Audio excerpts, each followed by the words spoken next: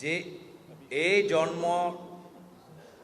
জন্মৰ ভিতৰত তেওঁ বৰদোৱা থানৰ সন্মুখতে হওক বা কামাখ্যা মন্দিৰৰ সন্মুখতে হওক তেওঁ শপত ল'ব পাৰে যে তেওঁ কেতিয়াও বিজেপি দল নাযায়।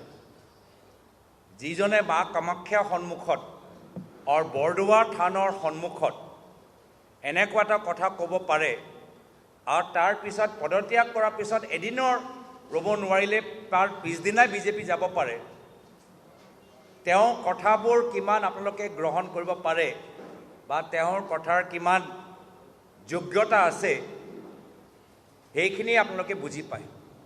আৰু আনফালে চাওক, মুখ্যমন্ত্ৰী হিমন্ত বিশ্ব শৰ্মা ডাঙৰীয়া অলপ দিন আগতে ভূপেন বৰা ডাঙৰীয়া, বীৰা বৰঠাকুৰ ডাঙৰীয়ানী, দেৱব্ৰত শইকীয়া ডাঙৰীয়াৰ মাজত এটা ছবি লৈ তেওঁ ইমান ক্ষোভিত হৈছিল যে নাৰীৰ ওপৰত অপমান কৰা গ'ল। নাৰীসকলৰ আজি তেওঁ নেশ্যনেল কমিশ্যন অফ উমেন যোগেদি ভূপেন বৰাক চামেণ্ট কৰিলে। পুলিচ আৰক্ষী বিষয়াই দেৱব্ৰত শইকীয়া ডাঙৰীয়া ঘৰলৈ গ'ল। মহিলা কংগ্ৰেছ সভানেত্ৰী মীৰা বৰঠাকুৰৰ ওচৰলৈ গ'ল। আৰু সেই প্ৰেছ কনফাৰেন্সটো মনত পেলাওক, সেই সময়ত হিমন্ত বিশ্ব শৰ্মা ডাঙৰীয়া নাৰী সন্মানৰ ক্ষেত্ৰত ভূপেন বৰা ডাঙৰীয়া কিমান গালি পাৰিছে। আৰু যিজনক নাৰী অপমান কৰা দাগ লগাইছিল, আজি তাৰিখত হিমন্ত বিশ্ব শৰ্মা ডাঙৰীয়াৰ বাবে তেওঁ এজন হিন্দু নেতা হৈ গ'ল। মই হিমন্ত বিশ্ব শৰ্মা ডাঙৰীয়াক অনুৰোধ কৰিছোঁ, কাইণ্ডলি এই হিন্দু নেতাৰ চাৰ্টিফিকেট বিতৰণ কৰাই কামটো এৰি দিয়ক। যিজনক আপোনালোকে ক'লে যে নাৰী অপমান কৰিছে,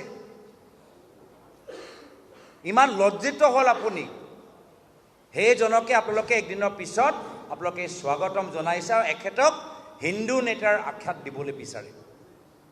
তো সেইকাৰণে হিমন্ত বিশ্ব শৰ্মা ডাঙৰীয়া এগৰাকী ৰাজনৈতিক হিন্দু, অসমৰ জিনা। তেওঁক হিন্দু নেতা কোন নহয় সেইটোৰ প্ৰমাণ পত্ৰ দিয়া তেওঁ কোনো অধিকাৰ নাই। মই ভাবোঁ আৰু দুয়োজন নেতাৰ অভিনয়, এজন নাৰী সন্মানৰ প্ৰতি যে অভিনয় কৰি আছিল আৰু আনগৰাকীয়ে যে মা কামাখ্যাৰ বৰদোৱা থানৰ সন্মুখত শপত লোৱা যে অভিনয় কৰি আছে, দুয়োজনৰ অভিনয় মুকলি হ'ল। মই ভাল পালোঁ যে দুয়োজন ককায়েক ভায়েক আজি একে মঞ্চত থাকিব, ভালে থাকক। মই ভাবোঁ যে এইবাৰ কংগ্ৰেছ, নতুন কংগ্ৰেছ বনাম পুৰণি কংগ্ৰেছৰ যুঁজ হ'ব।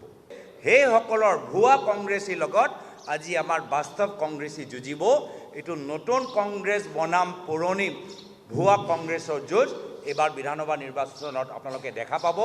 বহুত বিজেপি কৰ্মীখিনি দেখা পাইছে যে আমাৰ কাম নাই নেকি, আৰু বিজেপি নেতাসকলে কৈছে আমাৰ কাম নাই। হিমন্ত বিশ্ব শৰ্মা ডাঙৰীয়া আজি চব গোটেইবোৰ কংগ্ৰেছৰ দিনৰ যিসকল বিধায়ক হ'ল, তেওঁলোকে বিভিন্ন ধৰণৰ সুবিধা পালে, সেইসকলক লৈ বিজেপি ক'বলৈ বিচাৰিছে। আজি বিজেপি দলৰ ভিতৰত আজি আপোনালোকে চাওক বহুত ব্যাপক চৰ্চা।